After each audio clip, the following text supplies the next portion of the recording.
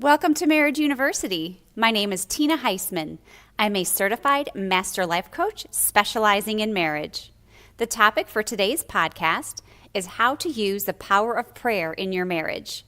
But before we get started, I want to remind you that I have a private Happy Wives community on Facebook where you can come to get inspiration for your marriage.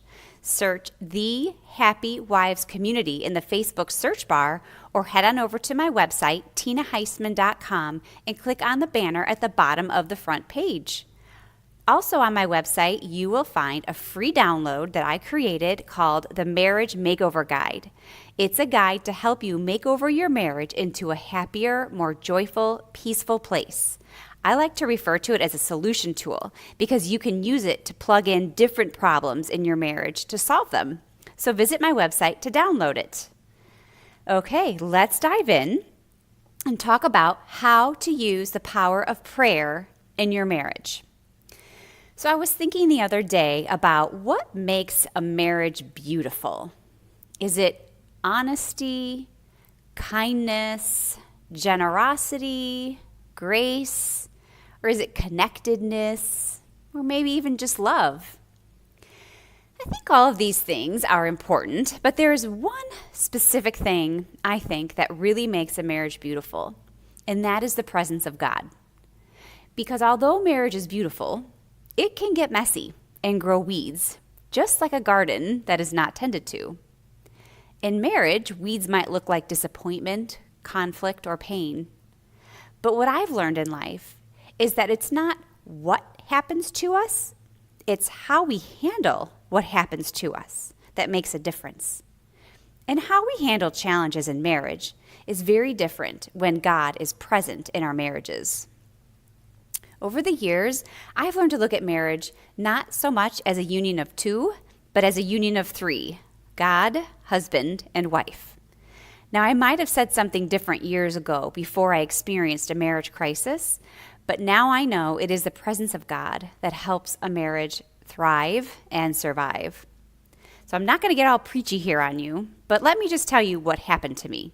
Many years ago now, my husband left our marriage, and I suddenly realized that I could not control anything. I couldn't fix it. My heart was broken, and I realized that there was nothing I could do to make him love me or to convince him to love me or to come back home. And I was staring at a new reality of myself and my two children alone. It was a life that was significantly different than I had ever anticipated, and it was so incredibly sad. But it caused me to understand for the first time what it means to put God first and family second. I always knew it intellectually, but I didn't understand it from my heart until this happened, until seemingly everything was taken away from me. So I turned to God during this time for peace and for strength, and He showed up. He spoke to me in a very elementary way.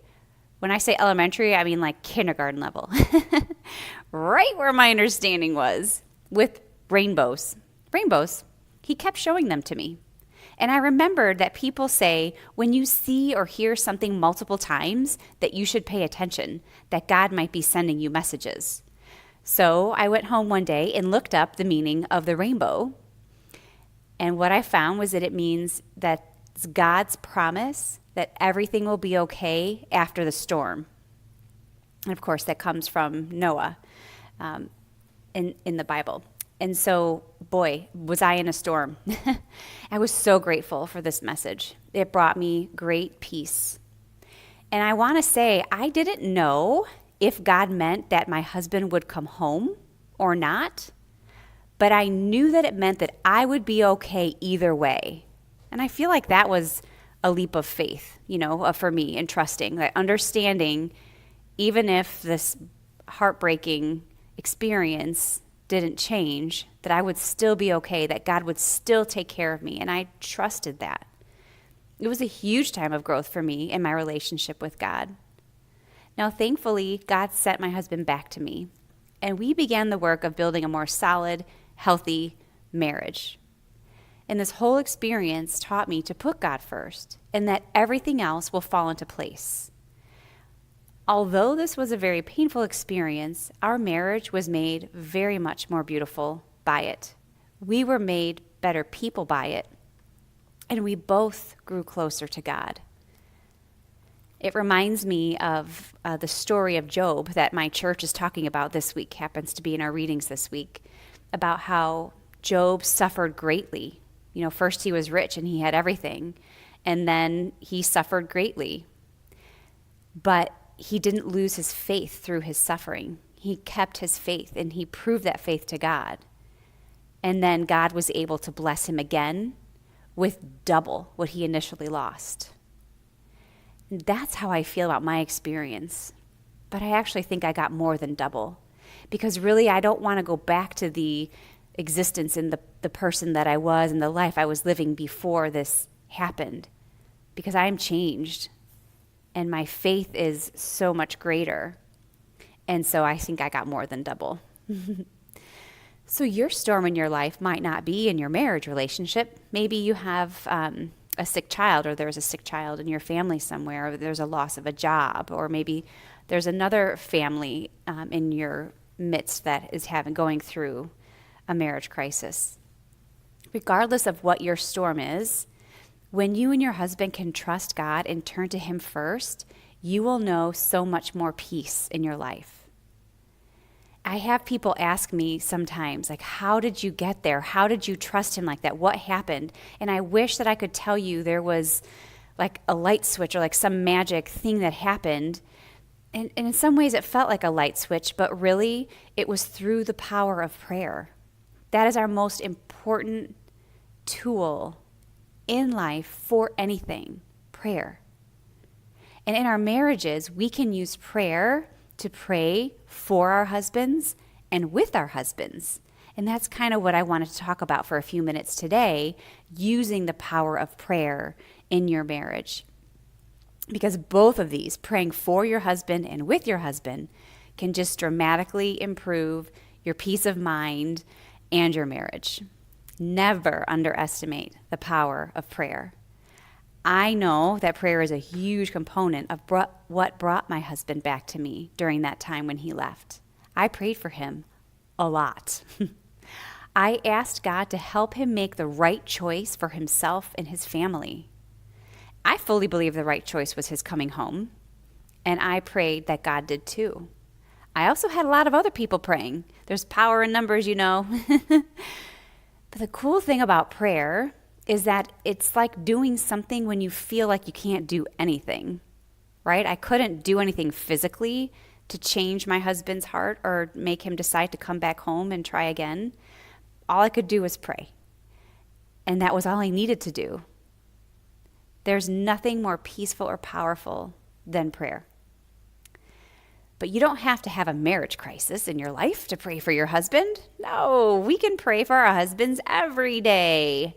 Every day. And it will make all of your lives, your kids included, so much better, so much more peaceful and rich for it, You can pray for your husband's wishes and, of course, his wellness, and pray for his hopes and his dreams. Pray for help with his challenges at work. Pray for his protection in everything that he does. And you can pray for his relationship with God and also for his vocation as a father. You can pray for him to make the wisest choices at home for your family, or also in his social life and at work. And you can pray for him to be the man that God designed him to be. Prayer is also a great tool if you and your husband are disagreeing on something. Have you ever tried this? If you're disagreeing on something, say it's a financial issue or maybe a parenting issue, you both state your case of what you believe and why, and then you pray. You ask God to help you make the best decision for your family. And I don't mean to make this sound selfish, that you're praying for God to make your husband do what you want him to do, but rather that God would lead you and your husband to the best decision for your family. I have definitely personally seen this work. And let me say this. It is so much better than bickering with your husband about it. I mean, of course, it's important for us all to state our opinion and our mind and what we think. But when you can just kind of let God take it from there, it is super cool. It is super cool to watch. And so keep that in mind as a little tool in your back pocket. So in addition to praying for our husbands, we can pray with them. Praying with your husband, it can increase your peace, right? Especially if you're having a disagreement, you can pray together about that. But it's also going to increase your intimacy in your faith, your connectedness as a couple, and it's going to help you with your dreams and the direction that you're going in your life, and it will help you with all the stressors in your life. Prayer is really worth it. But a lot of couples don't pray together. Why is that? Is it because we're too busy, or do we underestimate the power of praying together? Or are we just too uncomfortable to do it together and reveal our hearts out loud?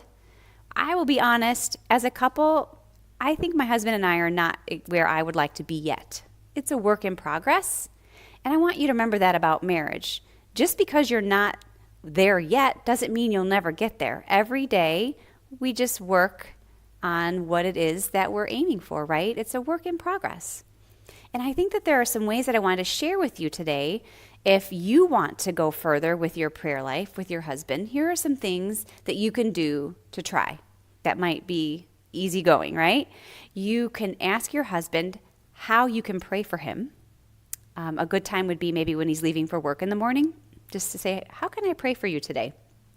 Or another time would be in the dark when you're going to bed at night. Because if you've heard my podcast before, you've heard me say that it can be less intimidating when we talk in the dark, and it just might allow him to speak more freely. And so another time could be at dinner when you're saying grace. And if it softens the blow a little bit, you could, bring in the families. Let's have your family members. Let's have everyone tonight say what we can pray for them for, or something like that, right? Another idea is that you can read prayers that might feel more safe because you're reading something that's already written and not maybe making up something on your own. And you could probably Google that. There's probably books out there and different prayers that you can find online. So I think the cool thing about that is it's a slow opening for you, and that maybe it could lead to more spontaneous, heartfelt prayers in the future. The other obstacle people talk to me about is that they don't really know what to pray about as a couple. So I gathered a couple of ideas for you. You could pray for your marriage, right? The strength of your marriage. Pray for each other, like we talked about earlier. Pray for your family. Pray for discernment on decisions. Pray for your dreams and your desires as a couple and as a family. And of course, you can always say prayers of thanksgiving for all the blessings that God has bestowed upon you so far, right? So much to pray for. So much to pray for, and the results will be huge, just huge. So I hope that you'll try, and I hope that this has helped and inspired you. I know it's easier said than done, and if you would like a little guidance or accountability as you work on it, please reach out to me. I would love to help you along on your journey and work with you. Thank you so much for listening in today. Please let me know if you have any specific questions. And always remember that free marriage makeover guide is on my website. You can download that to help you fix any challenges you might have in your marriage. And don't forget to join us in the Happy Wives community on Facebook. Thank you so much. I will talk to you next week.